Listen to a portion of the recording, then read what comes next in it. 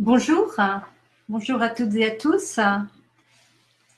Je vous souhaite la bienvenue à ce webinaire sur les nouveautés en matière de lutte contre le blanchiment, intervenu à la suite de la transposition de la directive du 30 mai 2018, dite 5e directive.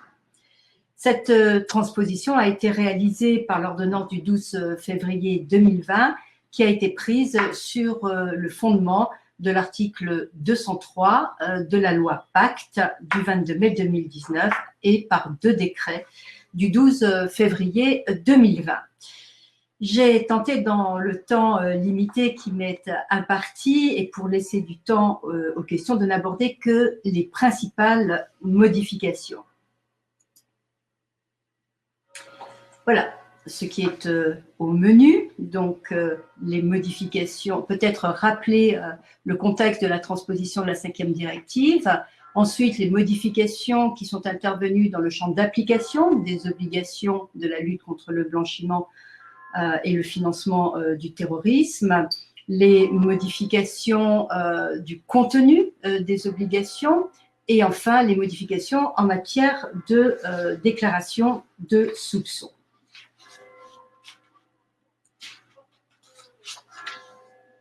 Quel est le contexte de la transposition? La 5e directive a été adoptée dans le cadre du plan d'action de la Commission européenne qui a été adopté en février 2016 et qui a été élaboré à la suite de la vague d'attentats perpétrés en Europe, mais également pour répondre aux révélations des Panama Papers. Et la loi de ratification de l'ordonnance doit être adoptée dans les 18 mois de la promulgation de la loi d'habilitation, c'est-à-dire au plus tard le 22 novembre 2020. Alors, où en sommes-nous aujourd'hui? La ratification a été insérée à l'article 21, grand 3, paragraphe 3 du projet de loi portant diverses dispositions d'adaptation aux droits de l'Union européenne en matière économique et financière. Et ce projet de loi a d'ores et déjà été adopté par le Sénat en première lecture le 8 juillet 2020. Il a été déposé devant l'Assemblée nationale le 10 juillet 2020 et la Commission des affaires économiques vient d'adopter le 1er octobre l'article 21, paragraphe 3, sans apporter aucune modification.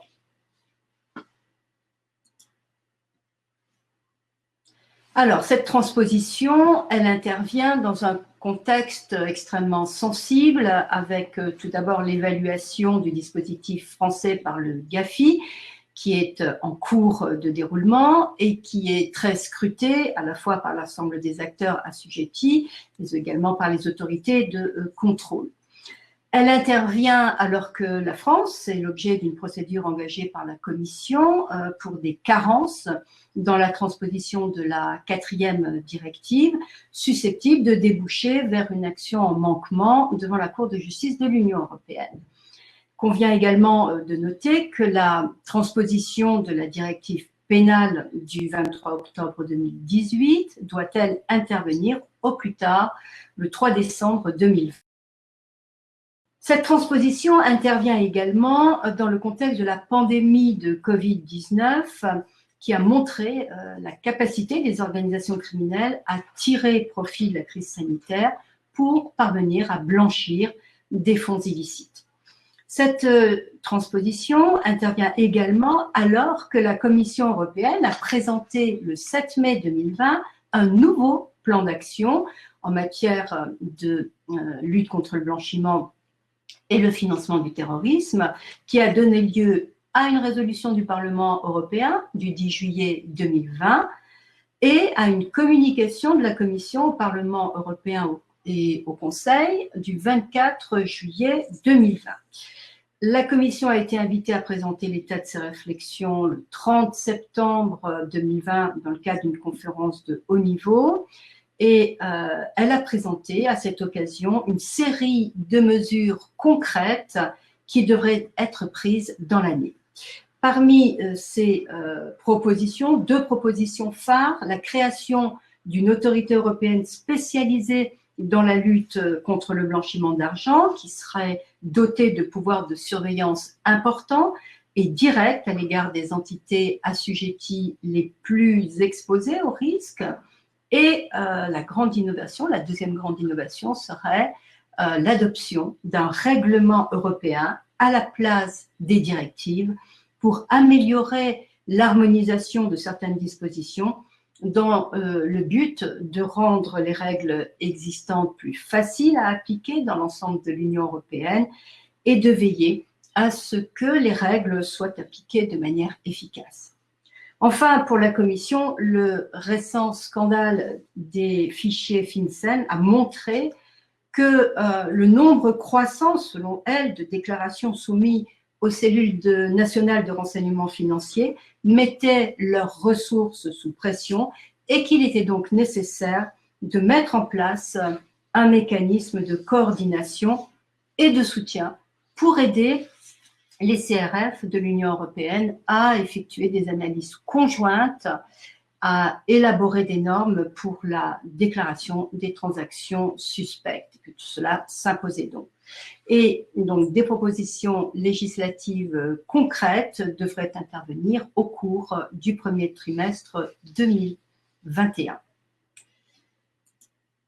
Alors, nous en arrivons aux modifications qui affectent le champ d'application des obligations LCBFT, donc de obligations de lutte contre le blanchiment et le financement du terrorisme, et j'utiliserai, pour gagner un peu de temps, cet acronyme à partir de maintenant. Et tout d'abord, les nouveaux assujettis. Il s'agit tout d'abord des CARPA.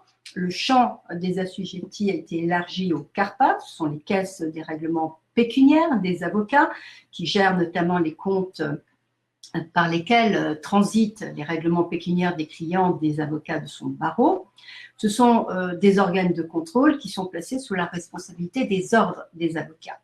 Elles sont assujetties, ces CARPA, au titre des fonds, des effets ou des valeurs qui sont déposés par les avocats pour le compte de leurs clients dans le cadre des activités pour lesquelles ils sont soumis aux obligations LAB-FT au visa de l'article L561-3, paragraphe 1, et c'est ce que précise l'article L561-2, 18e.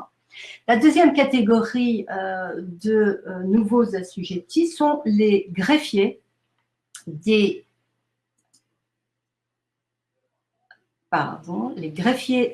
tribunaux de commerce qui sont mentionnés donc à l'article L741-1 du Code de commerce. Ces greffiers sont assujettis en raison de leurs nouvelles attributions concernant le registre des bénéficiaires effectifs dont la consultation devient, on va le voir, obligatoire. L'ordonnance met fin à une incertitude en précisant que sont visées aussi bien les personnes physiques que les personnes morales. Les modifications du périmètre concernant certains assujettis. Elles concernent principalement les professionnels du droit, les acteurs des marchés de l'art et des antiquités, et ceux du marché de l'immobilier. Voyons tout d'abord les professionnels du droit. Alors, l'extension concerne, comme on le sait, les avocats, ils sont listés sur cette slide, les avocats au Conseil d'État, la Cour de cassation, les avocats, les notaires, les huissiers de justice, les administrateurs judiciaires, les mandataires judiciaires et les commissaires-priseurs judiciaires. Ces professionnels sont assujettis aux obligations LAB-FT dans les conditions qui sont précisées par l'article L561-3. Et l'article L561-3, paragraphe 1er, liste les activités dans le cadre desquelles les professionnels du droit doivent mettre en œuvre les obligations de vigilance. L'ancien périmètre, pour bien comprendre les modifications qui sont intervenues, il faut revenir rapidement sur le périmètre tel qu'il existait jusqu'à présent. Jusqu'à présent, les professionnels du droit étaient assujettis lorsqu'ils participent au nom et pour le compte de leurs clients. Donc, c'est bien un paragraphe premier à l'article L561-3, paragraphe 1, qui reprend le petit 1 lorsqu'ils participent au nom et pour le compte de leurs clients à toute transaction financière ou immobilière ou agissent en qualité de fiduciaire. Et deuxièmement, lorsqu'ils assistent leurs clients dans la préparation ou la réalisation de certaines transactions, ces transactions étant listées du petit a au petit g. Et là, le nouveau périmètre, l'ordonnance étant la mise en œuvre des obligations à un troisièmement, lorsqu'il il l'étendent à la fourniture directement ou par toute personne interposée à laquelle ils sont liés des conseils en matière fiscale. Alors, cette extension du champ des activités des professionnels suscite un certain nombre d'interrogations. Tout d'abord, cette extension n'est pas prévue par la directive. En effet, l'article 1er de la 5e directive n'a pas modifié le champ des obligations des avocats. Il modifie uniquement le point 3 petit a de l'article 2 en complétant la liste des, je cite, auditeurs, experts comptables externes et conseillers fiscaux par, je cite, toute autre personne qui s'engage à fournir directement ou par le truchement d'autres personnes auxquelles cette autre personne est liée, une aide matérielle, une assistance ou des conseils en matière fiscale comme activité professionnelle principale. Donc, on est en face d'une surtransposition, laquelle me paraît problématique parce qu'elle risque d'accentuer tout d'abord les divergences qui sont déjà importantes dans l'application du droit européen. Et puis, surtout, la notion de conseil en matière fiscale est très ambiguë. Elle n'est pas définie par le texte.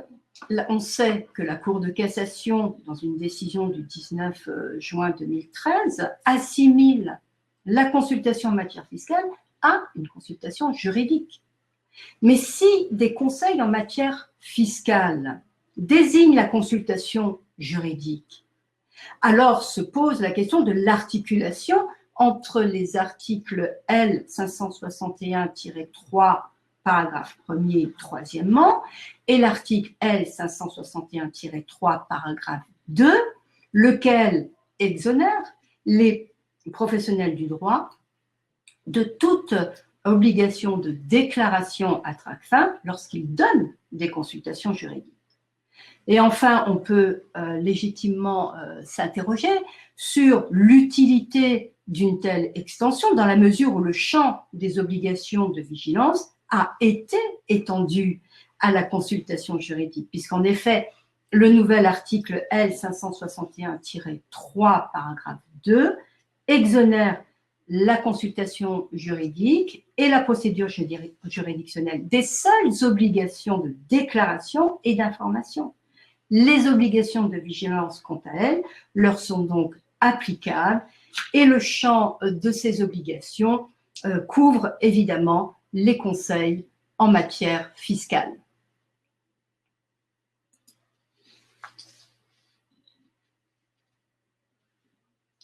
Alors, en ce qui concerne les acteurs, l'autre modification, les autres assujettis, concernent les acteurs des marchés de l'art et des antiquités.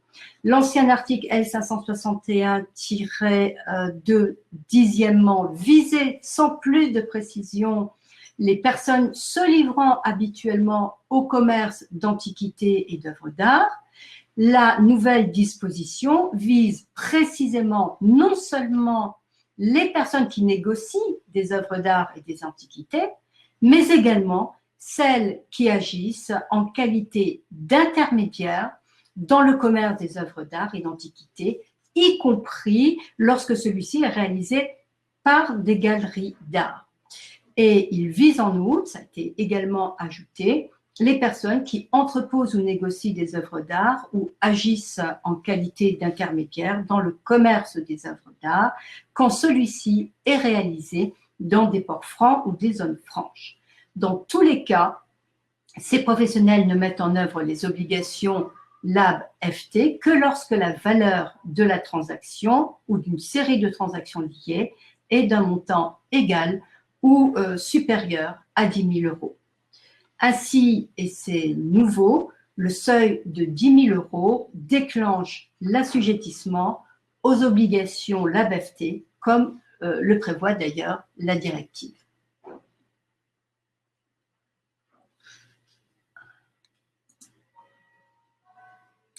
S'agissant des acteurs du marché de l'immobilier, le nouvel article L561-2, huitièmement, ne vise plus les syndics de copropriété qui avaient été assujettis aux obligations LAB-FT par l'ordonnance du 30 mai 2014. En outre, les professionnels de l'immobilier ne sont plus assujettis que pour, dit le texte, ce qui concerne leur activité de location en exécution d'un mandat de transaction de biens immeubles dont le loyer mensuel est supérieur ou égal à 10 000 euros. Alors, cette rédaction est curieuse parce qu'elle dispense les professionnels de l'immobilier de mettre en œuvre les obligations LAB-FT lorsqu'ils réalisent des opérations d'achat, de vente ou de recherche portant sur un bien immobilier. Cela n'est pas très compréhensible à ce stade. Nous en arrivons aux modifications du contenu des obligations LCB-FT elles-mêmes. Alors, en ce qui concerne les professionnels du droit, pour bien comprendre la modification, il faut rappeler que l'article L561-8 prévoit que si l'assujetti n'est pas en mesure de mettre en œuvre les obligations de vigilance des articles L561-5 et L561-5-1, il ne doit exécuter aucune opération. Il ne doit ni établir ni ne poursuivre aucune relation d'affaires. Et le texte précise, il rajoute qu'il peut transmettre dans cette situation une déclaration à trac-fin. Donc, si la relation d'affaires a déjà été établie, comme cela est possible, au visa de l'article L561-5, paragraphe 4, qui permet, en cas de risque faible, de reporter les obligations de vérification d'identité durant l'établissement de la relation d'affaires pour ne pas interrompre l'exercice normal de l'activité, alors l'assujetti doit y mettre un terme et il doit procéder à la déclaration de soupçon selon les modalités qui sont prévues à l'article L561-15.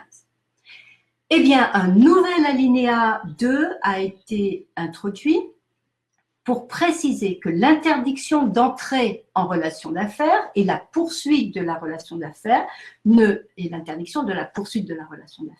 ne s'appliquent pas aux professionnels du chiffre et du droit lorsqu'ils interviennent dans une procédure juridictionnelle ou dans le cadre d'une consultation juridique, ce qui est tout à fait logique. En ce qui concerne les avocats et les CARPA maintenant, le nouvel article L561-7-1 du Code monétaire et financier prévoit la possibilité pour les CARPA et les avocats de se communiquer mutuellement des informations.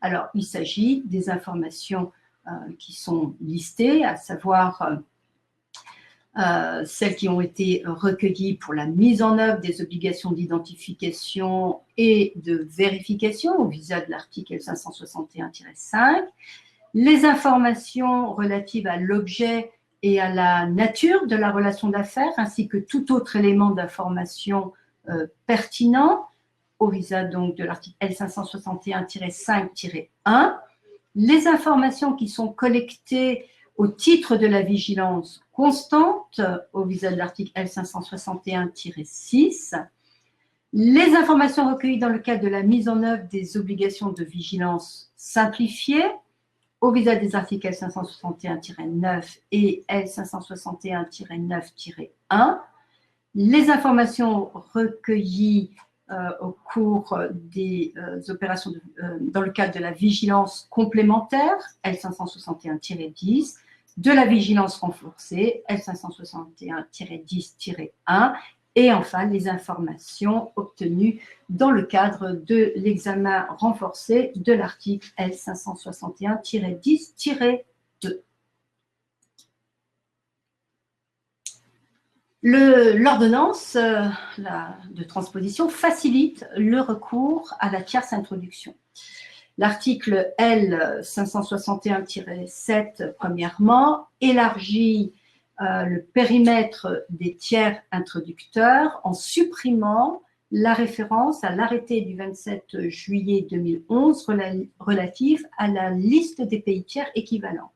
Désormais, donc, le tiers introducteur doit être situé en France, dans un État membre de l'Union européenne ou dans un État partie à l'espace économique européen, ou encore dans un pays tiers imposant des obligations équivalentes en matière de LCB-FT. La suppression de l'arrêté du 27 juillet 2011 doit conduire les institutions financières concernées à apprécier elles-mêmes si celui qui est amené à intervenir en tant que tiers introducteur met en œuvre des obligations équivalentes. Elles devront être en mesure, d'ailleurs, de démontrer les raisons qui les ont amenées à considérer le pays dans lequel est situé le tiers introducteur comme étant un pays tiers équivalent. Je voudrais rappeler que dans une décision du 26 janvier 2015, la commission des sanctions avait jugé, sous l'empire de la précédente rédaction, qui, elle, faisait référence à l'arrêté du 27 juillet 2011, que l'établissement qui avait mis en œuvre une procédure prévoyant la délégation des obligations de vigilance à d'autres entités du groupe en Afrique pour l'ouverture de leur compte client commun n'avait pas respecté l'article L561-7 parce que les tiers introducteurs n'étaient pas situés dans un pays imposant des obligations équivalentes en matière de LCB-FT, puisque, disait la commission des sanctions, ils n'étaient pas cités par l'arrêté du 27 juillet 2011. Alors, dorénavant, il appartiendra aux établissements financiers de faire la démonstration de ce que le pays dans lequel est situé le tiers introducteur est un pays tiers équivalent. L'ordonnance favorise également les modalités de mise en œuvre de la tierce introduction au sein des groupes de sociétés. Ainsi, la transmission des informations et des documents requis pour la mise en œuvre des mesures de vigilance pourra être définie dans le cadre d'une procédure interne en lieu et place du contrat. L'entrée en relation d'affaires à distance est également facilitée. En effet, l'article L561-10, premièrement du Code monétaire et financier, prévoyait l'obligation de mettre en œuvre des mesures de vigilance complémentaires à l'égard de leurs clients, en plus des mesures prévues par les articles L561-5 et L561-5-1, lorsque son client ou le représentant légal n'était pas physiquement présent aux fins de l'identification au moment de l'établissement de la relation d'affaires. Eh bien, c'est cette disposition-là qui a été abrogée. Il n'y a donc plus de spécificité du traitement de la relation d'affaires à distance concernant l'identification et la vérification d'identité. Les mesures qui sont visées à l'article R562-5-2 et R561-5-2 et R561-5-3 devront être mises en œuvre lorsque les mesures standards de vérification de l'identité du client qui sont prévus à L561-5-1 n'auront pas pu être appliquées. Donc, les entrées en relation d'affaires à distance ne sont plus considérées comme présentant systématiquement un risque fort de blanchiment de capitaux, nécessitant la mise en œuvre de mesures de vigilance complémentaires. Cela signifie que les assujettis disposent d'une plus grande marge de manœuvre pour élaborer leur cartographie des risques. Alors, nous en arrivons au registre des bénéficiaires effectifs. Ce registre a été créé par un décret du 12 juin 2017. L'ordonnance modifie l'intitulé de la section 9 consacrée désormais aux informations sur les bénéficiaires effectifs. Et elle introduit de nouvelles dispositions aux articles L561-45-1 et L561-45-2 et elle apporte des modifications substantielles à d'autres dispositions. Ce qu'il faut retenir, c'est que toutes les sociétés doivent procéder à la formalité du dépôt des éléments d'identification de leurs bénéficiaires effectifs auprès du juge du tribunal de commerce en charge de la tenue du registre et que le bénéficiaire effectif est obligatoirement une personne physique. Ensuite, ont accès à l'ensemble des informations contenues dans le registre. Les magistrats, les agents des douanes, les membres de TRACFIN, la cellule de renseignement financier, de l'ACPR, les représentants des ordres professionnels soumis à la législation LCBFT et les personnes assujetties lorsque leur demande est en lien avec leurs obligations LCBFT. L'ordonnance consacre le droit d'accès au registre des bénéficiaires effectifs du public conformément aux prescriptions de la directive. Alors, on rappellera que l'ancien article R561-59 limitait et conditionnait l'accès au registre à la démonstration de l'existence d'un motif légitime à la demande présentée au juge en charge de la tenue du registre. Le nouvel article L561-45 alinéa 2 n'y fait plus référence, mais limite le champ des informations accessibles au public. Ne peuvent être communiquées que les informations relatives au nom d'usage, au pseudonyme, au prénom, au mois, à l'année de naissance, au pays de résidence, à la nationalité, ainsi qu'à la nature et l'étendue des intérêts effectifs qu'ils détiennent dans la société ou dans l'entité. Sont donc exclues les informations relatives aux éléments d'identification, bien sûr au domicile personnel de ces bénéficiaires, ainsi qu'aux modalités de contrôle que ces derniers exercent sur la société ou sur l'entité. Les autorités de contrôle ainsi que les assujettis doivent signaler au greffe du tribunal de commerce l'absence d'enregistrement, mais également toute divergence constatée entre les informations qui sont inscrites dans le registre et celles dont ils disposent. Et le défaut de déclaration expose à des sanctions pénales, celles qui sont prévues par les articles L574-4, L574-6, donc peine d'amende et l'interdiction de gérer. Alors, il y a un certain nombre d'autres modifications sur lesquelles je passerai plus rapidement. Tout d'abord, en ce qui concerne les relations d'affaires qui impliquent des pays tiers à haut risque.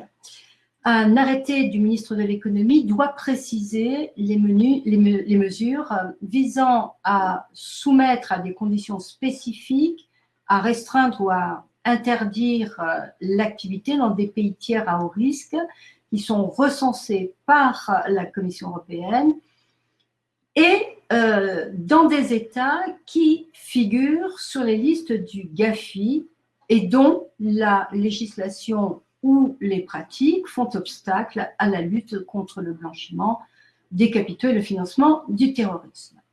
Le nouvel article R 561-20-5 prévoit une liste de mesures visant à soumettre à des conditions spécifiques, à restreindre ou à interdire l'activité, les opérations ou les relations d'affaires impliquant ces pays tiers à haut risque.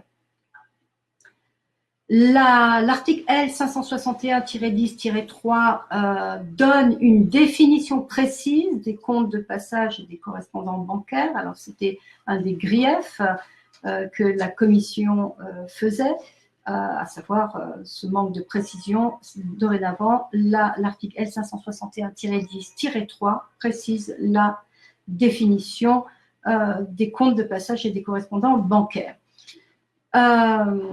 Un arrêté doit intervenir pour préciser la liste des fonctions qui répondent à la définition des PPE nationales.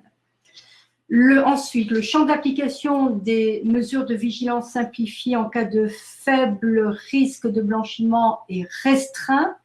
Seuls les clients,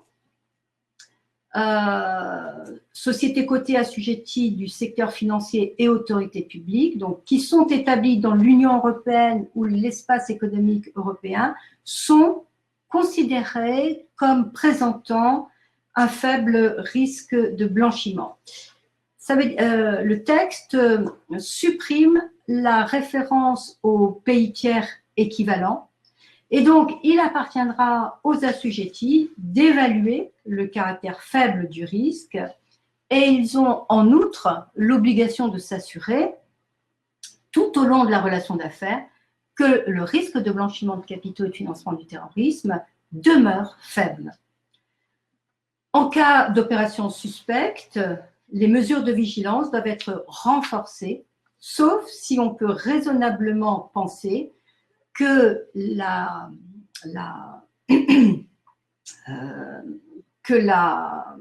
mise en œuvre même de ces mesures serait de nature à alerter le client. Il y a des restrictions concernant les conditions d'utilisation de la monnaie électronique. Il s'agit de la monnaie électronique pour lesquelles le client n'est pas identifié et pour lesquelles aucun élément de connaissance n'est collecté. Le seuil de chargement des supports non rechargeables est abaissé de 250 à 150 €. Et pour les supports rechargeables, le montant des opérations de paiement sur une période de 30 jours est également abaissé à 150 €. Et enfin, pour les paiements qui sont réalisés en ligne, une limite de 50 € par opération a été introduite. Enfin, le seuil de remboursement de la monnaie électronique en espèces ou de retrait en espèces à partir d'un support de monnaie électronique de manière anonyme est abaissé de 100 à 50 €. Enfin, l'obligation d'enregistrement spécifique. Il y a une obligation d'enregistrement spécifique des opérateurs de jeux et de paris. Les opérateurs de jeux et de paris, aussi bien personnes physiques, dans le cadre d'opérations qui se passent de manière physique, aussi bien que ceux qui interviennent en ligne, sont soumis à une obligation d'enregistrement et de conservation d'informations spécifiques. Ils doivent enregistrer toutes les opérations d'échange de tout mode de paiement, qu'il s'agisse de plaques, de jetons, de tickets, dont le montant est supérieur à 2 000 €.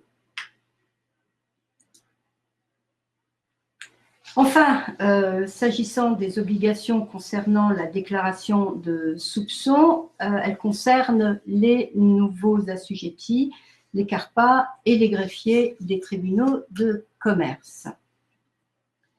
Elles concernent tout d'abord le principe de la confidentialité de la déclaration de soupçons. peut-être commencer par dire que l'ordonnance n'a pas modifié le principe de confidentialité de la déclaration de soupçon qui est prévu à l'article L561-18 et dont la violation est pénalement sanctionnée au visa de l'article L574-1. On rappellera qu'en application de ce principe, il est fait interdiction aux déclarants de révéler aux clients et à toute personne l'existence de la déclaration de soupçon et de ses suites. Et que cette obligation s'impose évidemment aux avocats, mais pour eux, cette obligation n'exclut pas la possibilité pour les avocats de dissuader leurs clients de prendre part à une opération où il existe un soupçon de blanchiment. Il s'impose également ce principe de confidentialité, de respect de la confidentialité de la déclaration de soupçon à Tracfin, qui reçoit les déclarations et qui doit préserver en toutes circonstances leur confidentialité et notamment l'identité du déclarant. Des aménagements ont été apportés à ce principe. Ainsi, les assujettis du secteur financier peuvent communiquer sur l'existence et le contenu d'une déclaration de soupçon lorsqu'ils appartiennent à un même groupe.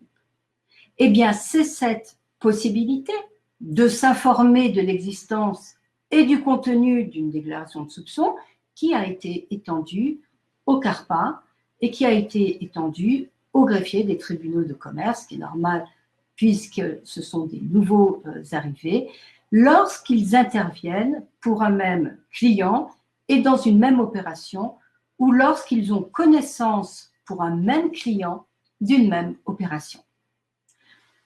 Pour tous les assujettis concernés, l'article L561-21 petit a réduit la possibilité de communication qui n'existe désormais que si les assujettis sont situés en France, dans un État membre de l'Union européenne ou de l'espace économique européen. En effet, la possibilité de communication a été supprimée concernant les assujettis qui se trouvent dans un pays tiers équivalent. Tout comme les avocats, les CARPA doivent, au visa de l'article L561-17, transmettre leur déclaration de soupçon, non pas directement à Tracfin, mais au bâtonnier de leur ordre. Enfin, l'ordonnance introduit la possibilité pour l'avocat de choisir de transmettre sa déclaration de soupçon au bâtonnier de l'ordre auprès duquel il est inscrit, ou, et c'est la nouveauté, au bâtonnier de l'ordre auprès duquel est inscrit l'avocat qui a déposé les fonds, les effets ou les valeurs faisant l'objet de cette déclaration. Voici exposées donc les principales modifications apportées par l'ordonnance du 12 février 2020 à la suite de la transposition de la directive du 30 mai 2018. Donc, on pourrait passer, si vous le souhaitez, aux questions.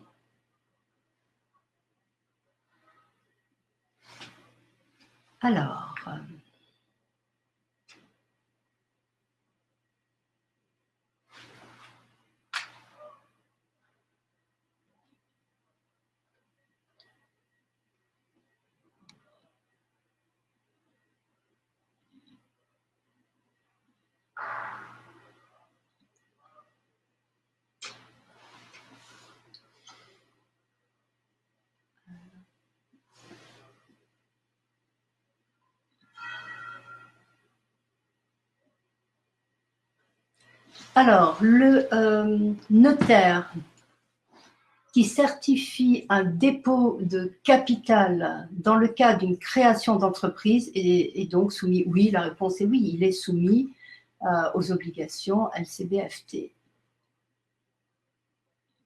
Alors,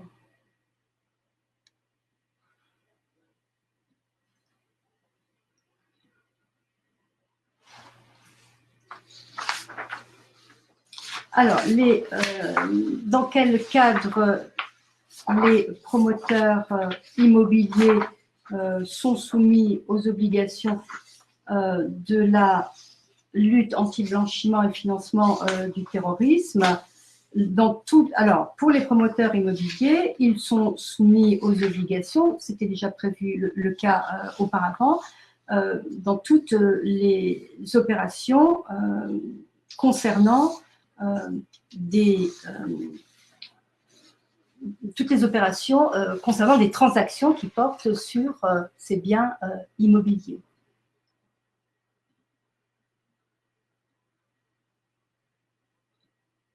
Oui, c'est la question qui est posée autour de ça est vraiment sont tout à fait pertinentes parce qu'encore une fois, il est curieux que le législateur ait restreint le champ d'application des obligations des professionnels de l'immobilier. Il me semble, mais pour l'instant, je n'ai pas de confirmation qu'il s'agit d'une erreur de transposition. Alors, elle n'a pas, comme je vous l'ai dit tout à l'heure, l'Assemblée nationale, la Commission des lois a adopté l'article dans l'article 21, paragraphe 3, qui dit simplement que l'ordonnance est ratifiée, sans aucune modification. Donc cet élément-là n'est pas venu à la connaissance du législateur. C'est clairement une question sur laquelle qui interpelle. Ça,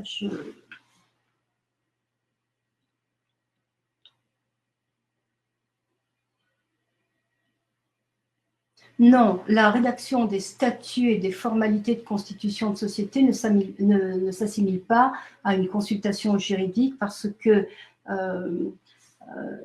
l'article L561-3, paragraphe 1, vise expressément la constitution des statuts comme étant une opération pour laquelle il doit y avoir mise en œuvre des obligations de vigilance.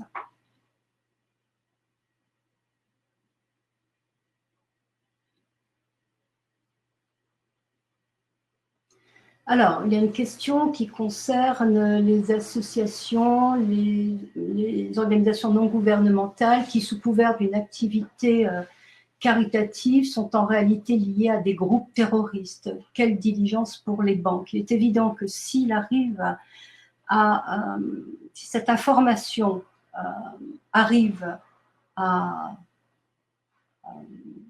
la connaissance du banquier, le banquier doit faire une déclaration de soupçon.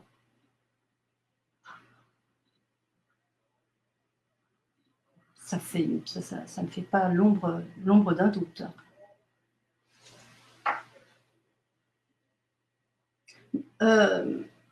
Alors, slide 18.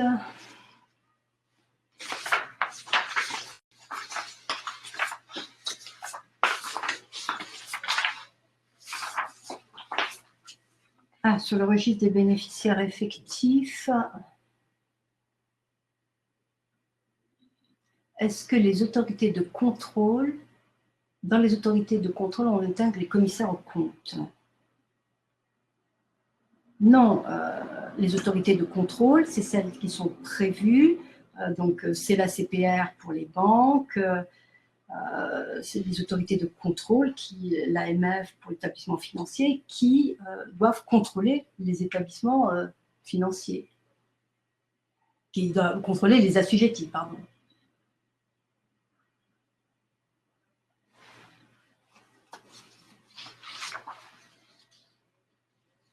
Il n'y a pas de modification pour les professionnels de l'art, si ce n'est ce que j'ai précisé, à savoir que, je vais reprendre la slide.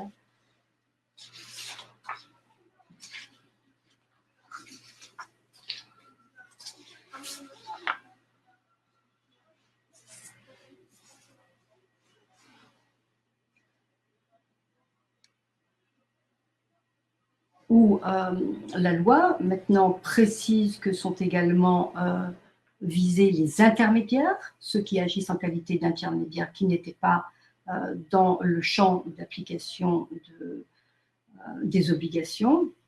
Et puis, il a également été ajouté les personnes qui entreposent ou négocient des œuvres d'art, y compris celles qui agissent en qualité d'intermédiaires, quand ce commerce est réalisé dans des ports francs ou des zones franches. Voilà. Et sinon, sur le contenu elle-même des obligations, il n'y a pas eu de modification, si ce n'est que les obligations doivent être mises en œuvre lorsque la valeur de la transaction, d'une série de transactions liées, est d'un montant supérieur ou égal à 10 000 euros. Donc, c'est bien le seuil de 10 000 euros qui va déclencher, non pas les obligations elles-mêmes, mais l'assujettissement aux obligations de la lutte anti-blanchiment.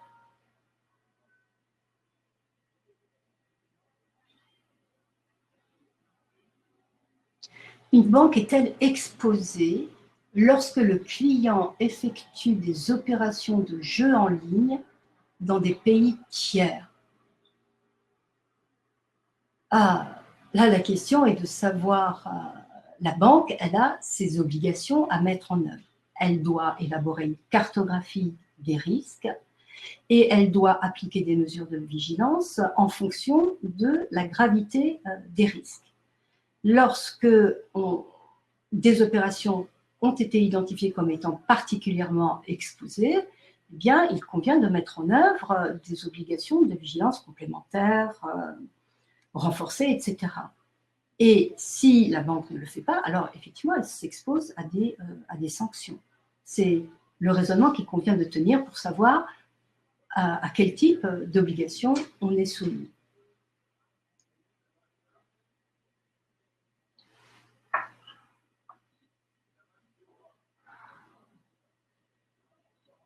Un établissement de paiement peut-il informer son agent? Non. Alors, son agent, oui, mais alors uniquement dans le cadre restreint de la possibilité qu'il y a de communiquer. Donc, cette question demande un petit peu plus de recherche. Je pourrais répondre de manière précise.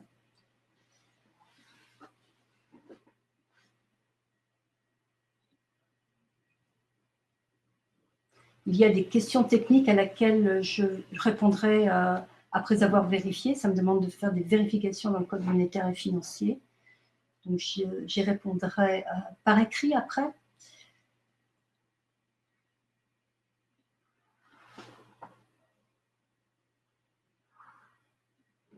Oula, il y a une question. Quelles sont donc concrètement les obligations des avocats et en quoi consisteraient les contrôles dont ils feront l'objet? Bien, alors ça, c'est une question vaste qui demanderait beaucoup de temps pour y répondre. Les avocats sont soumis depuis un certain nombre d'années déjà maintenant au dispositif de lutte contre le blanchiment et le financement du terrorisme. Ils sont soumis à ces obligations uniquement lorsqu'ils effectuent certains, comme je l'ai expliqué, hein, je vais faire passer mon support, lorsqu'ils effectuent certains types d'opérations. Voilà. Et ils doivent mettre en œuvre des obligations de vigilance, qui sont les mêmes que celles qui sont applicables aux autres assujettis. Obligation d'identification, obligation de vérification d'identité, obligation de s'assurer que la transaction est licite, obligation de s'assurer de l'origine des fonds, de la destination des fonds, et lorsque cela répond aux conditions légales, obligation de déclarer les soupçons.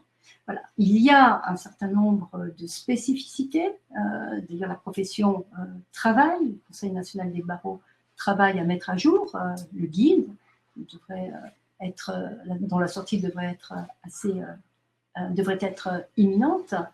Voilà, donc pour répondre à cette question, je vous renvoie peut-être à l'ouvrage, alors je n'en ai pas encore parlé, pardon.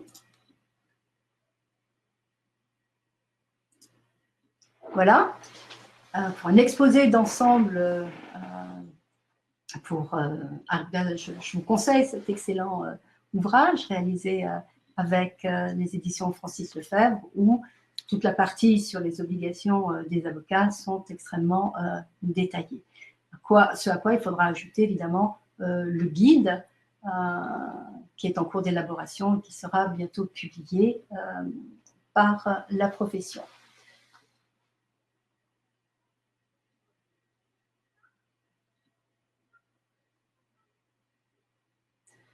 Je vais faire la même remarque pour les obligations des experts comptables et des commissaires aux comptes. Eux aussi sont soumis à l'ensemble du dispositif. Ils sont soumis à l'ensemble du dispositif sous réserve d'un certain nombre d'exceptions, dont certaines rejoignent les avocats.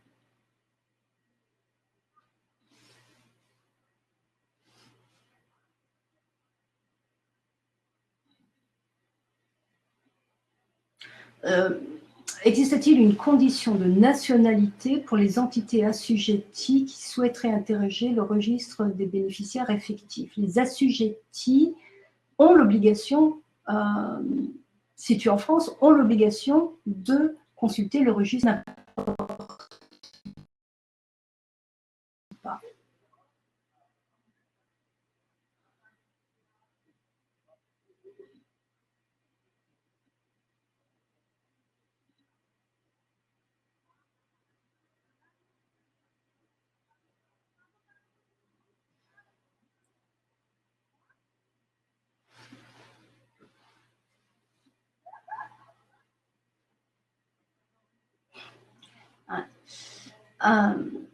Lorsque les obligations n'ont pas pu être mises en œuvre dans le cadre d'une consultation juridique, l'avocat peut-il donc continuer son activité avec le client?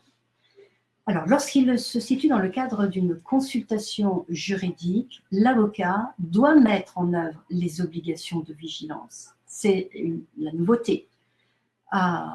C'est uniquement l'obligation de déclaration de soupçon dont la consultation juridique est exonérée. Mais les obligations de vigilance doivent être mises en œuvre.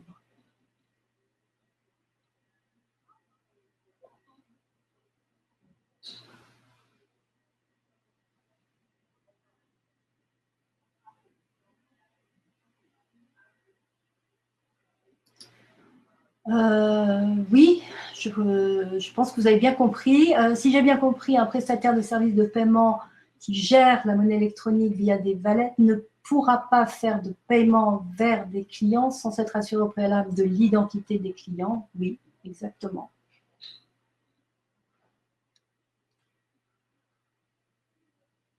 Alors, un avocat français qui exerce dans un pays, alors je l'ai perdu, dans un pays africain,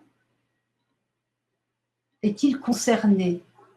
Il est inscrit donc, est-ce qu'il est inscrit au barreau, dans un barreau français? C'est la seule question. S'il est inscrit dans un barreau français, il est soumis. Et sinon, il est soumis aux obligations de la lutte anti-blanchiment qui sont prévues également en Afrique.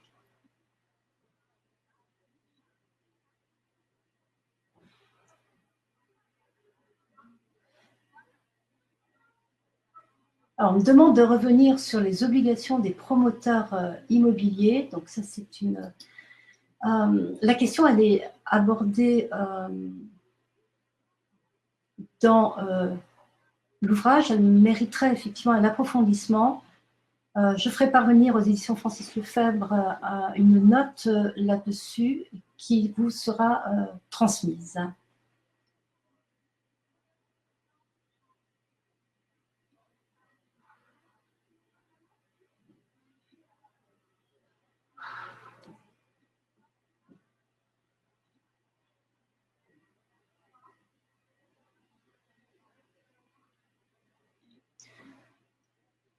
Alors, je vais quand même... il y a des interventions qui précisent. Hein, alors, pour les commissaires aux comptes, effectivement, donc, le commissaire aux comptes n'est pas une autorité de contrôle, évidemment. Et là, donc je remercie Claude. C'est le H3C qui est l'autorité de contrôle pour les commissaires aux comptes avec le contrôle de qualité.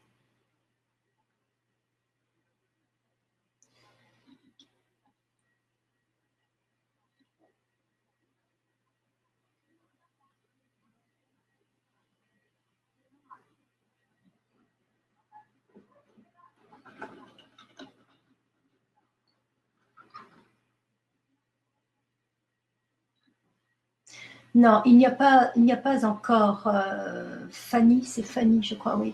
Il n'y a pas encore de registre qui centralise toutes les personnes morales, à l'instar du registre qui existe pour le gel des avoirs. Il en est question, il est question d'une centralisation à l'échelle européenne sur laquelle les autorités réfléchissent.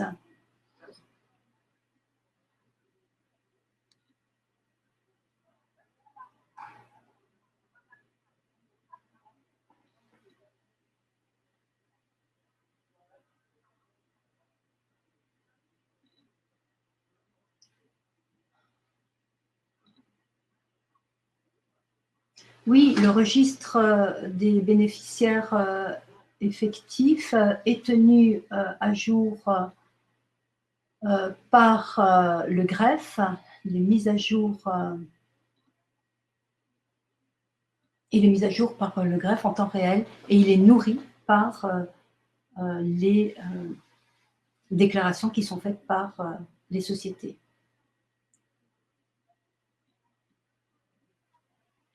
Oui, il faut prendre en compte la nouvelle, c'est Jérôme, prendre en compte la nouvelle liste noire au 1er octobre 2020 des pays à risque de blanchiment.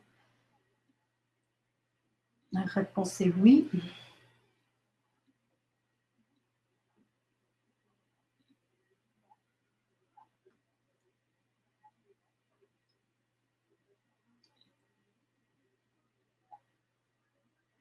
Alors, quelqu'un a dû repréciser sans doute sa question. Elisabeth, je reviens sur la question des associations ONG. Quelle diligence avant même la déclaration de soupçon? Mais si c'est une banque, les ONG doivent faire l'objet de la même vigilance que toutes les autres, tous les autres clients. Et c'est important, notamment lorsque, effectivement, il y a des raisons de penser que les flux financiers qui transitent par l'ONG voilà, ils sont exposés à un risque de blanchiment. C'est la question, il faut bien arriver à comprendre qu'on est passé avec la quatrième directive et la 5e directive, d'une logique réglementaire à une logique d'évaluation des risques. L'évaluation des risques, elle se décline à plusieurs niveaux. Vous avez là une évaluation qui est faite à l'échelle de l'Union européenne, une autre qui est faite à l'échelle des États par TRACFIN et une qui doit être faite à l'échelle des entités assujetties. Donc, compte tenu des informations que nous avons, et TRACFIN transmet aussi des informations aux établissements financiers concernant certaines ONG, etc., il y a lieu pour les établissements assujettis à prendre en compte la gravité du risque pour adapter leur vigilance. Voilà. Donc, il ne faut plus être dans une logique où on attend que telle ONG, elle est, puis pas telle autre. Non, c'est plus une attitude de proactivité, et cela se fait dans le cadre de l'élaboration de la cartographie des risques.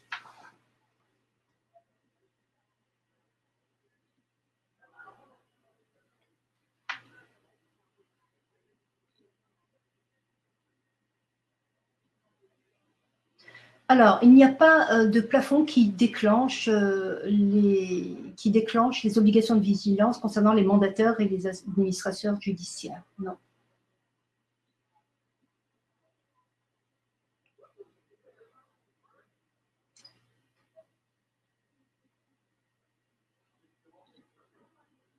Il y a un certain nombre de questions très techniques, j'y répondrai par écrit parce que elles demandent aussi des précisions. Je pense à la question de Virginie, j'y reviendrai.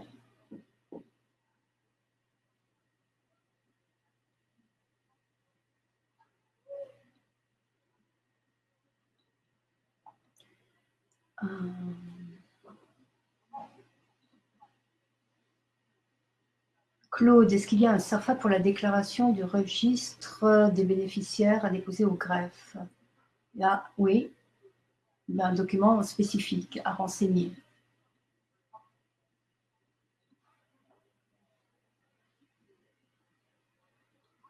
Alors, le lien pour trouver la liste des pays à risque en fonction, alors il y a une liste qui est faite par le GAFI, il y a une liste qui est faite par la Commission européenne, une liste qui est faite par... alors, on vous transmettra ces liens.